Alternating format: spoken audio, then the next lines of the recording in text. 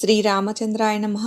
శ్రీ సీతారామాభ్యాం నమః. శ్రీమద్ వాల్మీకి రామాయణము యుద్ధకాండము 66వ సర్గము. కుంభకర్ణుడు వానరులపై చావు దెబ్బతీయుట. పారిపోవుచున్న వానరులను అంగదుడు అనునయించి యుద్ధరంగమునకు మరలించుట. గిరిశిఖరము వలె మహోన్నతుడు మిగుల బలశాలియు అయిన ఆ కుంభకర్ణుడు ప్రాకారమును లంఘించి వెంటనే నగరము నుండి బయలుదేరెను. పిమ్మట సముద్రమును ప్రతిధ్వనింపజేయుచు ఒక మహానాదమునర్చెను. అది పిడుగులను వర్షించుచున్నట్లుగాను పర్వతములను దహించి వేయుచున్నట్లుగాను ఒప్పెను. ఇంద్రునకును యమునకును వరుణునకును అవధ్యుడు భయంకరమైన చూపులు గలవాడు అయిన కుంభకర్ణుడు వచ్చుచుండుటను జూచి వానరులు అందరును పరుగులు దీసిరి. మహాబలశాలులైన నలుడు, నీలుడు, గవాక్షుడు, కుముదుడు మొదలగు వానరయోధులు అట్లు పారిపోవుచుండుటను జూచి వాలికుమారుడైన అంగదుడు వారితో ఇట్లు పలికెను. వీరులారా, మీ పరాక్రమములను వంశ ఔన్నత్యములను కడకు మీ వ్యక్తిత్వములను మరచి మిగుల భయగ్రస్తులైన సామాన్య వానరుల వలె ఎక్కడికి పోవుచున్నారు? సౌమ్యులారా, మంచిది. ప్రాణములను రక్షించుకొను పేరుతో ఎందుకు పారిపోయెదరు? ఈ రాక్షసుడు మన ముందు యుద్ధమునకు చాలడు. ఇది ఎదుటివారి అనగా మనలను భయపెట్టుటకు చేయుచున్న కృత్రిమ ప్రయత్నము మాత్రమే. ఇది కేవలము మనలను భయపెట్టుటకై రాక్షసులు అద్భుతముగా ప్రదర్శించెడి కృత్రిమ రూపము మాత్రమే. మన పరాక్రమములతో దీనిని వమ్ము కావింపగలము. కనుక మీరు వెంటనే మరలిరండు. అంతటా ఆయా దిక్కులయందున్న వానరులందరూ ఎట్టకేలకు ధైర్యము వహించి ఒక్కచోట చేరి వృక్షములను కొండలను చేతబట్టి రణభూమికి మరలిరి. పిమ్మట క్రోధమూర్తులైయున్న ఆ వానరులు మరలివచ్చి రెచ్చిపోయియున్న మదపుటేనుగుల వలె కుంభకర్ణుని కొట్టిరి. ఆ వానరులు మహోన్నతములైన గిరి శిఖరములతోడను పెద్ద పెద్ద బండలతోడను బాగుగా పుష్పించియున్న కొమ్మలతోడను బరువుగానున్న వృక్షములతోడను ఎంతగా మోదినను మహాబలశాలి అయిన కుంభకర్ణుడు ఏమాత్రమూ చెలింపలేదు. కుంభకర్ణుని అవయవములను తాకినంతనే మహాశిలలు వందల కొలదిగా ముక్కలైపోవుచుండెను. పూలతో బరువెక్కిన మహావృక్షములు సైతము విరిగి నేలపై పడిపోవుచుండెను.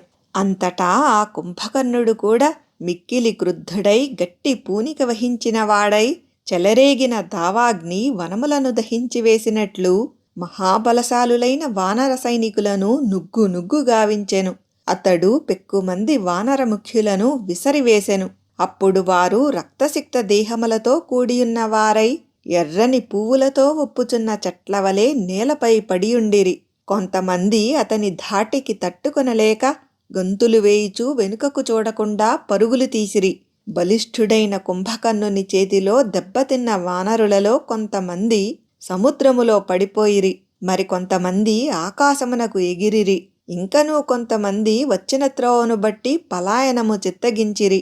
అనగా వారు సముద్రము మీద కట్టిన వంతెన ద్వారా లంకకు చేరియుండిరి. మరల అదే మార్గమున వెనుదిరిగి పారిపోసాగిరి. కొంతమంది వానరులు మిగుల విషన్నవదనులై భయముతో పారిపోవుటకు వీలైన ఎత్తైన ప్రదేశములకును కొందరు పల్లపు ప్రాంతములకును చేరుకొనిరి. భల్లూకయోధులలో కొందరు వృక్షముల మీదికి ఎక్కిరి. కొంతమంది పర్వతములపై తలదాచుకొనిరి. కొందరు వానరులు సముద్రమున మునిగిరి. మరికొందరు గుహలలో దాగుకొనిరి. కొంతమంది అచటనే చతికిలపడిరి. కొందరు నిలువలేకపోయిరి. కొంతమంది భూమిపై పడిపోయిరి. మరికొంతమంది చచ్చిన వారి వలె నిద్రించుచున్నట్లు పడియుండిరి. అట్లు దెబ్బతిని ఇబ్బందుల పాలైన వానరులను జూచి అంగదుడు వారితో ఇట్లనెను. వానర వీరులారా, ఆగండి, నిలబడుడు, మరలి రండు. మనమందరము ఏకమై యుద్ధము చేయుదము. యుద్ధమున దెబ్బతినిన కారణముగా భూమండలమున తలదాచుకొనుటకై ఎంతగా పరుగులు తీసినను అనగా ఎక్కడికి వెళ్ళినను మీకు సురక్షితమైన చోటే దొరకదు. కనుక మీరందరూ మరలిరండు. ప్రాణముల కొరకై ఎందులకు ఇంత భయపడుచున్నారు? తిరుగులేని పరాక్రమశాలులైన వానర వీరులారా, ఆయుధములను పరిత్యజించి యుద్ధరంగము నుండి పారిపోయి ఇండ్లకు చేరినచో మీ భార్యలే మిమ్ములను పరిహసింతురు. అట్లు ప్రాణములను నిలుపుకొన్నను ఈ పరిహాసములకు గురి అయిన మీరు మృతప్రాయులే అగుదురు. అనగా జీవించియున్నను చచ్చిన వారితో సమానమే. పెక్కు విధములుగా వాసిగాంచిన మహామహులకు మనము అందరము వారసులము.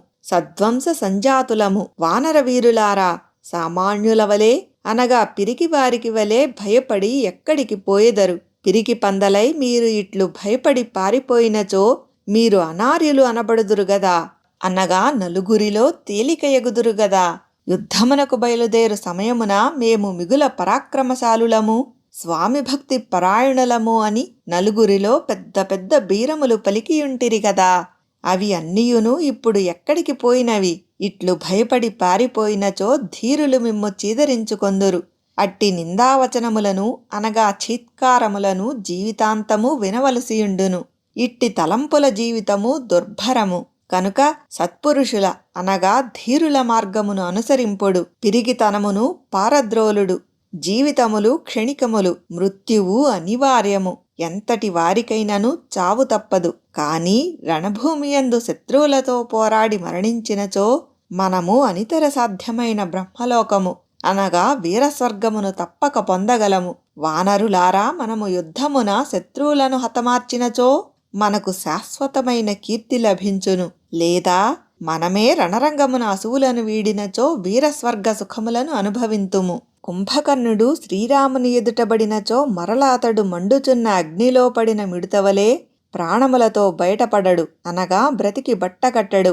అగ్ని పరాక్రముడైన మన శ్రీరాముని ముందు ఈ కుంభకర్ణుడు మిడత వంటివాడు. శౌర్య పరాక్రమములతో యుద్ధమునకు వచ్చిన మనము ఇంతమందిమి ఒకే ఒక్క శత్రువును ఎదుర్కొనలేక పారిపోయినచో మన ప్రాణములు దక్కునేమో గాని కీర్తి ప్రతిష్టలు మాత్రము బుగ్గిపాలగును. బంగారు భుజకీర్తులను ధరించినవాడు వీరుడు అయిన ఆ అంగదుడు ఇంతగా ఉత్సాహపరచుచూ మాట్లాడుచున్నను పారిపోవుచున్న వానరులు సూరులకు తగని విధముగా అతనితో ఇట్లనిరి.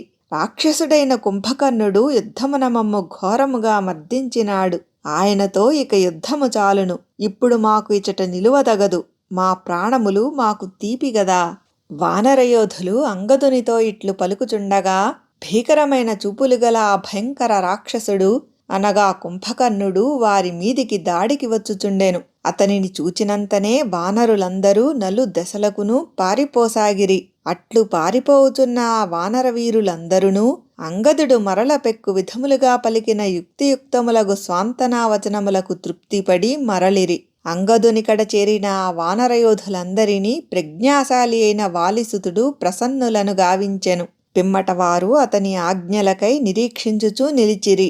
అంతట ఋషభుడు, శరభుడు, మైందుడు, ధూమ్రుడు, నీలుడు, కుముదుడు, సుషేనుడు, గవాక్షుడు, రంభుడు, తారుడు, ద్వివిధుడు, పనసుడు, హనుమంతుడు మున్నగు వానర ప్రముఖులు కుంభకర్ణుని ఎదుర్కొనుటకై అతనికి అభిముఖముగా త్వరత్వరగా కదలిరి. వాల్మీకి మహర్షి విరచితమై ఆదికావ్యమైన శ్రీమద్ రామాయణమునందలి యుద్ధకాండమునందు 66వ సర్గము.